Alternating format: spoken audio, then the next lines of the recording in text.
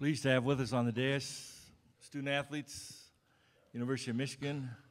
To my far left, freshman forward Iggy Brazdeikis. In the middle, Charles Matthews, senior guard. And to my immediate left, Zavier Simpson, a junior guard. At this time, we'll take questions. Please raise your hand. We have a microphone holder. Back row. On the left aisle, then we'll come to you, ma'am, next. Riley Corcoran, Montana Radio. What was your guys' first reaction to seeing Montana again in the selection show when you guys just got done playing? And I guess your first thoughts? We're going to start with Iggy, work our way, Charles, and then we'll have Zavier. I wasn't here last year, but this is really exciting for me. Any team we would have played, I would have been just as excited for anyone else. But we're not going to take anyone for granted. We're going to be ready to go, and I'm just excited for this opportunity. Yeah, it was definitely funny first saying that. He was like, what a coincidence out of all these teams. We end up playing the same game we did last year, but they're a very talented team. So are we, so we're excited to play them tomorrow. Yeah, extremely talented team. Majority of the players came back, so I think it'd be a good opportunity for both of the teams, and just excited to be able to have an opportunity to play. Ma'am, on the left side, right side here. There you go. LJ Dawson with the Kaiman. Coming off the loss with Michigan State this past week, is there any areas that you guys are really looking forward to being able to work on in this game on Thursday? Again, we'll start with Iggy, work our way over to Zavier. I feel like we got a lot better as a team in the Big Ten tournament. It didn't go the way we wanted it to, but I feel like we learned a lot of different things, and now I feel like we're moving the ball really well. We're locked in on the defensive end, and I feel like we're getting better and better, and you'll see the best of us in this tournament. Yeah, and our approach right now is really just, take it in with a clean slate, try to forget about that loss. We understand that we want to win that game, but we can't let that lose us another game in this tournament. So like I said, we just got to be fresh-minded and ready to take on the next task. The game is in the past. Our focus is Montana, and we're just trying to get better every single day. We're going to go on the left side. Okay. Danny Lawhon from the Des Moines Register. This is for the upperclassmen. Based off the run from last year, what's the biggest takeaway that you guys take from that 3-week experience to trying to make sure that y'all are in the right frame of mind yourselves, and then passing that on to someone like Iggy, who is going to be experiencing all this for the first time? Sure. You definitely got to take everything one game at a time. That's one thing I did notice from last year, and you got to have a little bit of luck. We was fortunate enough JP hit a crazy shot to continue our run, but then just be locked in and stay in the moment. I feel like the teams that's having the most fun and enjoying the moment each and every night, those are teams that had the most success around this time. I would definitely say to the young guys on my team, just enjoy the moment. Enjoy every single day, practice, the media, just everything leading up to it, because it goes by quick. And last year we were so focused on winning, I don't think we got a chance to actually enjoy being in the NCAA tournament, which is not fortunate for every team. Question in the front row on the aisle. Yeah, Charles, you were on such a great shooting and scoring run before you hurt your ankle, and you're trying to get back in the groove in the Big Ten tournament. Where are you with that, and talk about that challenge? Yeah, it's a process. I understand injuries are a part of the game. Like I said, there's no pressure on me, though. I have so many great teammates around me where I can kind of ease myself back into the game, back into the flow of things. But I'm confident in my abilities. I know I'll be back to where I was before, prior to this injury. And like I said, right now I'm just trying to help the team win whatever role that's needed. Question on the left aisle, then we'll come over here on the right side. Hayes Gardner, the Ames Tribune. Charles, at Kentucky, you were playing like 10 minutes a game. Now you're playing 30 minutes a game for a really good team. Is this kind of what you envisioned when you transferred to Michigan? That was the goal, but I knew that I was about to put the work in and earn my coaching staff trust to allow me to be out there for that, amount of time. But now, like I said, it's not even so much about Kentucky. I've been gone forever from there. I'm just trying to get back to where we was last year and put the icing on the cake now. On the right side, go ahead. Kyle Hansen from the Missoulian newspaper. Charles, last year against Montana, you had 20 points and 11 rebounds. Do you approach this rematch similarly, knowing that this is a similar group with Montana, or is it a little bit different for you this time? Nah, honestly, I just play to win every game I play. I never go in there with the mindset of I got to get X amount of points, X amount of rebounds, X amount of assists. It never really mattered to me. I'm always been the type of guy that throughout the flow of the game I heat up if that's needed from the team. So I'm just trying to play to win. And last year we had some early foul troubles, and I knew I needed to do more on the offensive load and as far as the rebound load as well. Sean Rainey with SWX Montana. I asked Duncan and Mo this question last year, but do you guys know anything about the state of Montana at all? Just curious. I'm from Canada, so I definitely don't know too much about Montana. So I'll pass it on to Charles. It's on the West Coast.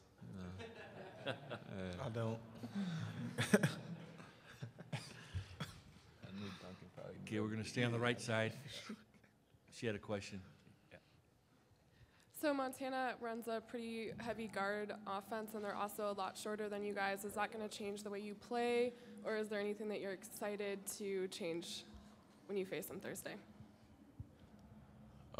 We always have a specific game plan for each team we play. So depending on what they have, we kind of adjust our, offense, defense. But every single game we play hard. We never let down for anyone. We don't take anyone for granted. So we're going to come into this game like it's a national championship game, and that's the mindset we all got to have. And I feel like if we have that mindset, we'll be fine. Yeah, like I said, we don't really take anybody for granted. We understand that they're a smaller team, but that possesses strengths for them as well. They have speed as well, multiple guys that can create for themselves and others. So they're going to present some challenges as well, but I feel we're going to respond to it. They're definitely going to present some challenges. Good guard play, great team, great coaching staff. So I'm excited for the game, and we just have to do our best to contain them. We have 5 minutes left in this session. Any other questions?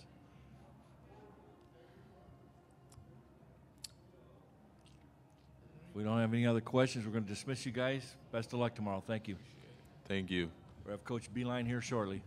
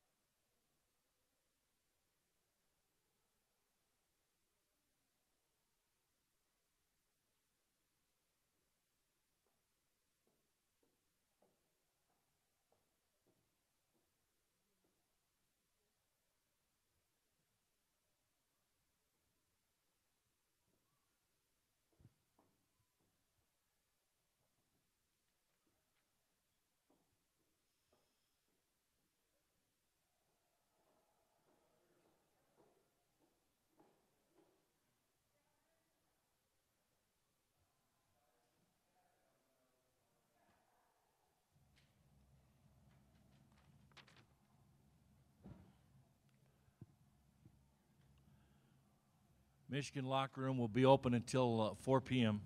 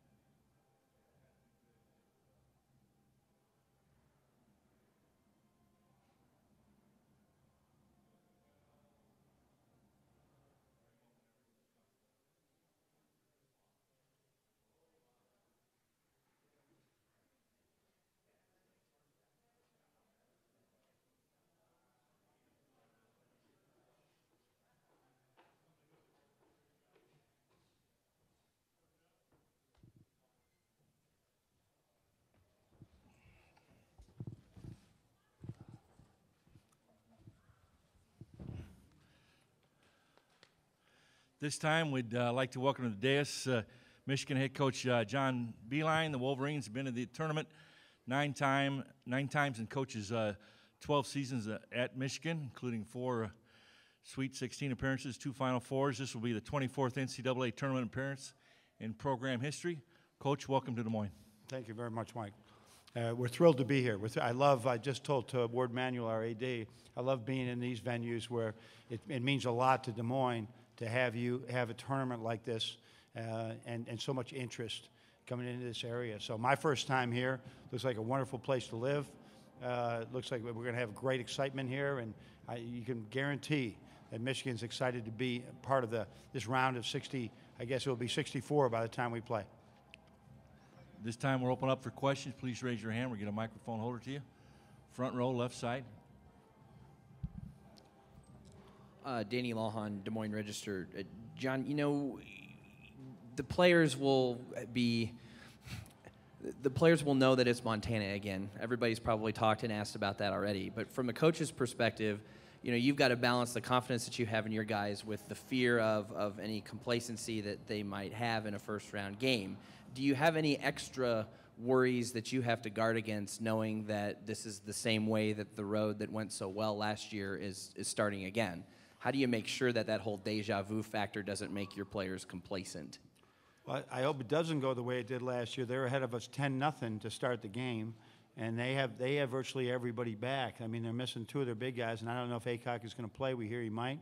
So we got 3 guys that played in this game any type of minutes at all, right? So we're a little bit brand new to playing in this type of a game with major minutes.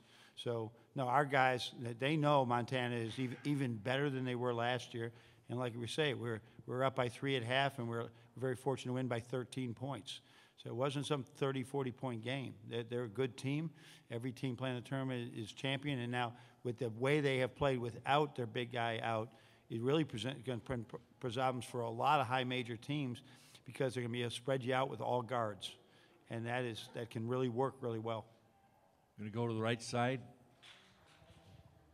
Kyle Hansen with the Missoulian. John, to piggyback off that 10-0 run that Montana started with last year, do you think that probably works to your advantage this year, knowing that the players, a lot of these guys like Charles and Zavier, won't take them lightly this time around? No, I think we know that, and I think that we've been really good at that so far this year. I don't think we've gone into a game. You know, you have your games early. You have your games where you've beat the team already, right? And we've been able to really respond. We usually respond pretty well after losses too, and we had a tough one Sunday. So we've been good. We've been really good at that. I hope that trend continues. But I think our kids, our kids are sometimes they're unique to other teams. I think they get all that part, right? That we don't look past anybody. We're ready to play every day. Going to stay on the right side. Coach Riley Corcoran, Montana Radio. Last year, Montana was the only team in the tournament that had the same starting lineup for every game. This year, they've had to evolve in and out with the Co being out. What would you say the biggest differences are with this team as you've watched them throughout the year on film? Is that how you say it? I'm sorry for doing that. Say just what was the last part? Just how have you seen this team evolve? I guess the biggest differences from when you watch Montana on film preparing this year compared to last year's game. I think having Dorsey and the other transfer, I'm forgetting his name right now. His name is Emmanuel, right? That's the huge difference right now. That they have all that great experience. I mean, those two guards between Aguine and number 14, who is Rory, right? Those two guys are like Big Ten guards or Pac-10 guards. They're big, and now you add those 2 shooters around them, and everything changed. So this is like a legitimate team that it can have a Cinderella run, and they're terrific. Got a terrific coach. He's been there for the first 5 years. He's been to the NCAA tournament. I mean, they're becoming quite a traditional NCAA team, and we're going to have to play well. This is a time. There's not a team in the country right now goes out and said a bad game can expect to win. It's not going to happen. Stay on the right side, and we're working our way up. Coach, you've been to this tournament representing a kind of smaller school before, and so much about the experience and the newness. So I think a lot of the Grizz fan base was kind of bummed that it was Michigan again. 1, because you guys are really good, and 2, because it's kind of the rematch. So maybe from the perspective of a smaller school getting to the tournament, your thoughts on having it be a repeat matchup? No, knowing how in that level how hard it is to win those 3 or 4 games in a row and get to the tournament, I don't think people really care. For me, whether it was Canisius, whether it was Richmond, right? We made it to the tournament, darn it. We were just happy to be there. And I remember having this bold statement as, we played Utah with Rick McGarris and Doliak and Keith Van Horn, and they had like 4 pros on the team. And I said, oh, that's a great matchup for us. Well, we lost like 70-40 or something. But I mean, you're just excited to get here, and then everything is positive from this point on. So I don't think anybody said, "Oh, it's Michigan." They say, "Oh, it's Michigan." That is another great opportunity for us to have a great win. LJ Dawson with the Montana Kaiman. The Montana Grizzlies are a heavily defensive program, and you guys are one of the top defensive programs in the nation. What are the benefits of having a first game matchup with 2 defensively heavy teams? Well, that's one constant you have in basketball is to have a good defensive team. And there's been times this year we've had a great defensive team. We're going to have to be great defensively against them. This is one of the most efficient offensive teams in the country, right? And a leader in a lot of different categories. So their ability to shoot the 3 ball is a really big challenge for us. And their ability to, they're a downhill team. And their fast break is tremendous. So it's going to be a big challenge for us. Balance this off. Any questions on the left side at all? Okay, we got Pat. Yeah, Pat Borsey with the New York Times. John, I want to just kind of ask you about the merits and pitfalls of winning a conference tournament. You won the conference tournament last year, got all the way to the finals, and this year you're going to try to go as far as you can without winning the conference tournament. I'm wondering if losing in the conference tournament can kind of scare your team in a productive way, so that they're not too confident going into this venue. Yeah, as long as I've been coaching, and I've been coaching a long time, had a lot of wins, but had a whole lot of losses. And after every loss, there seems to be this bounce in our team in a positive direction. You got to go through a painful 24 hours. But there's been a few times that have been lost in the championship game, right? West Virginia was one of them. They had to turn around and play right away. I think that because of the Big Ten schedule and the travel and the amount of time that we're playing, I think we're pretty resilient to that. But it is 3 games in 3 days. I know a very good coach, a great Hall of Fame coach, who once said, if you're going to lose in a tournament, lose on Friday, right? Don't lose Saturday or Sunday. Well, we messed that up. So but we had Monday off. We've tried to get ready for this great team and still stay fresh. And so it's all part of it, and our kids are resilient, I think. Montana's got 1 more day rest, I believe, but this is this time you can't worry about being tired or anything. We got to manage that and just go play. But hopefully we'll have the same edge, right, that we've had in the last couple of years in the first rounds after winning. I think we'll have more of an edge, hopefully. We have 5 minutes left in this session here. Any other questions for the coach? Okay, Coach, you get off. Right. Congratulations. Thanks, Best of luck tomorrow. Thank you very much, Mike.